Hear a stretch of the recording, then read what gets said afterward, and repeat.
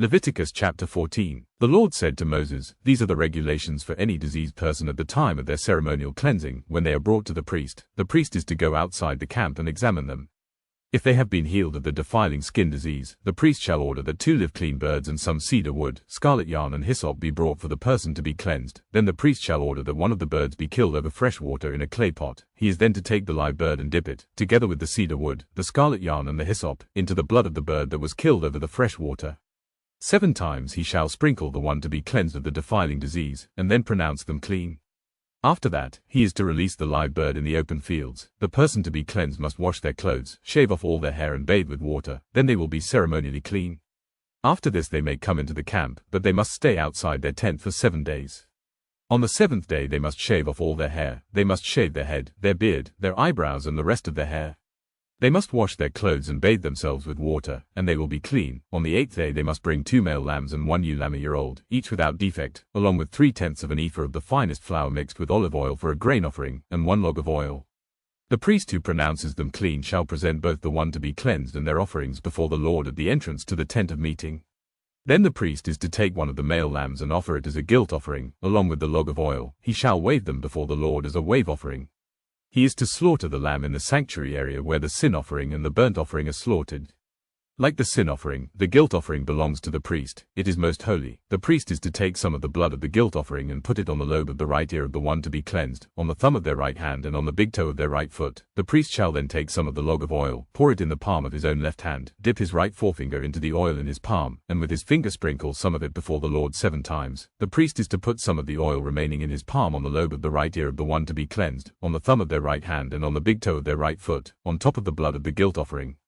The rest of the oil in his palm the priest shall put on the head of the one to be cleansed and make atonement for them before the Lord. Then the priest is to sacrifice the sin offering and make atonement for the one to be cleansed from their uncleanness.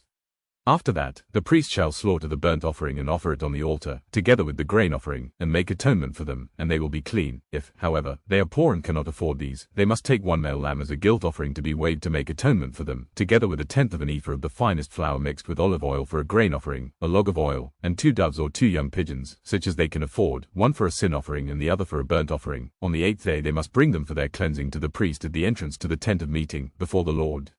The priest is to take the lamb for the guilt offering, together with the log of oil, and wave them before the Lord as a wave offering. He shall slaughter the lamb for the guilt offering and take some of its blood and put it on the lobe of the right ear of the one to be cleansed, on the thumb of their right hand and on the big toe of their right foot. The priest is to pour some of the oil into the palm of his own left hand, and with his right forefinger sprinkle some of the oil from his palm 7 times before the Lord. Some of the oil in his palm he is to put on the same place as he put the blood of the guilt offering, on the lobe of the right ear of the one to be cleansed, on the thumb of their right hand and on the big toe of their right foot. The rest of the oil in his palm the priest shall put on the head of the one to be cleansed, to make atonement for them before the Lord. Then he shall sacrifice the doves or the young pigeons, such as the person can afford, one as a sin offering and the other as a burnt offering, together with the grain offering. In this way the priest will make atonement before the Lord on behalf of the one to be cleansed. These are the regulations for anyone who has a defiling skin disease and who cannot afford the regular offerings for their cleansing. The Lord said to Moses and Aaron, "When you enter the land of Canaan, which I am giving you as your possession, and I put a spreading mold in a house in that land, the owner of the house must go and tell the priest, 'I have seen something that looks like a defiling mold in my house.' The priest is to order the house to be emptied before he goes in to examine the mold, so that nothing in the house will be pronounced unclean. After this the priest is to go in and inspect the house.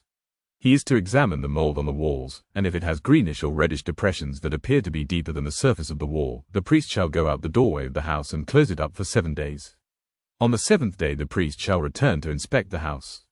If the mold has spread on the walls, he is to order that the contaminated stones be torn out and thrown into an unclean place outside the town. He must have all the inside walls of the house scraped and the material that is scraped off dumped into an unclean place outside the town. Then they are to take other stones to replace these and take new clay and plaster the house. If the defiling mold reappears in the house after the stones have been torn out and the house scraped and plastered, the priest is to go and examine it, and, if the mold has spread in the house, it is a persistent defiling mold, the house is unclean. It must be torn down, its stones, timbers and all the plaster, and taken out of the town to an unclean place. Anyone who goes into the house while it is closed up will be unclean till evening.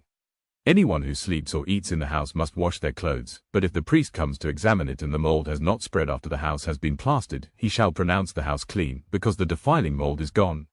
To purify the house he is to take 2 birds and some cedar wood, scarlet yarn and hyssop.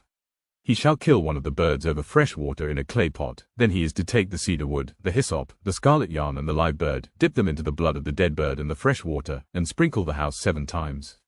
He shall purify the house with the bird's blood, the fresh water, the live bird, the cedar wood, the hyssop and the scarlet yarn. Then he is to release the live bird in the open fields outside the town.